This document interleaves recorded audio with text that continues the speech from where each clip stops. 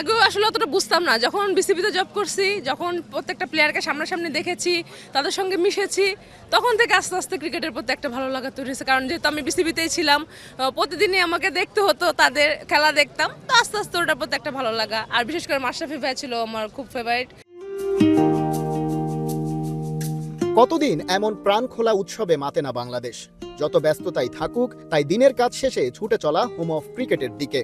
সামিল হতে হবে দেশের সবচেয়ে বড় ক্রিকেট আয়োজনে। রাহাত ফতে আলী খান এসেছেন বাংলাদেশে। কদিন আগেই এই ঢাকা শহরে আরেকটি কনসার্ট করেছেন বিশ্ববরেণ্য পাকিস্তানি শিল্পী। তবু আরেকবার তাকে শোনা চাই, কারণ লিভিং লিজেন্ডের নামটা এবার জড়িয়েছে ক্রিকেটের সাথে।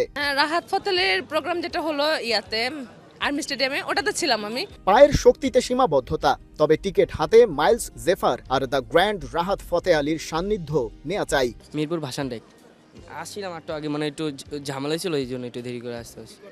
আমি এমনি ব্যবসা করি, আমরা আব্বুর ব্যবসা আছে। অনেক শখ করছিল, আমি নিতাম না, আমি ঘুমাইছিলাম তো ও দেখতে চাচ্ছিল, সেই জন্য আর কি আমি পরে টিকিট কালেক্ট করে এখন ঢুকতেছি আর কি। বাবাকে ঘুম থেকে উঠিয়েছো কেন আজকে? খেলা কনসার্ট দেখার জন্য। বিপিএল এর উদ্বোধনের অংশ হিসেবে 25 এবং 27 ডিসেম্বর কনসার্ট থাকছে চট্টগ্রাম এবং সিলেটেও। তবে ঢাকার বিপিএলকেও মিস করতে চান না অনেকেই। বাকি সেই দুই বিভাগীয় শহর থেকেই তাই ছুটে এসেছেন অনেক তরুণ। দেশ আর বিশ্ববরেণ্য গায়কদের সাথে ওরাও গাইতে চায় ক্রিকেটের জয়গান। ঢাকা শহরের আকাশে রাত নেমেছে। সময়ের হিসেবে এই রাতের বয়স 1000 বছর হলেও বাংলাদেশের মানুষের জন্য, এই ঢাকা শহরের মানুষের জন্য এর অন্যরকম একটা আবেদন রয়েছে।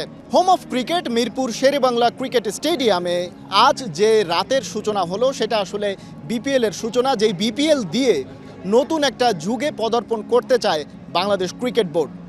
আরও অনেক প্রশ্ন রয়েছে, মাঠের ক্রিকেটটা ভালো হবে কিনা, উইকেটটা ভালো হবে কিনা, সোহানরা, তামিমরা তাদের পরিচিত এবং প্রিয় শটগুলো ঠিকঠাক খেলতে পারবে কিনা, তাসকিনরা ভালো বল করতে পারবে কিনা, সব প্রশ্নের উত্তর জানা যাবে মাঠে।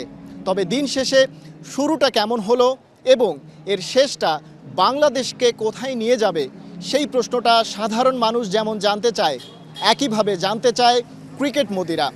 সাকিব আল হাসানকে বিপিএলে পাওয়া যাবে কিনা, সেই প্রশ্নের উত্তর জানা নেই এখনও। তবে সাকিব ফ্যান যারা রয়েছেন তারা নিশ্চয়ই বিপিএলের সঙ্গে নিজেকে জড়িয়ে নেবেন। এরপরেও চট্টগ্রাম এবং সিলেটেও হবে আরও নানা আয়োজন। সেই আয়োজনগুলোর সাথে বাংলাদেশের মানুষ কতটা ভালোভাবে সম্পৃক্ত হবে, এই উৎসবের সঙ্গে নিজেদের কতটা মিলিয়ে নেবে, সেই প্রশ্নটাই এখন সময়ের হাতে ছেড়ে দিচ্ছি। খালিদ জামিল, ৭১, ঢাকা।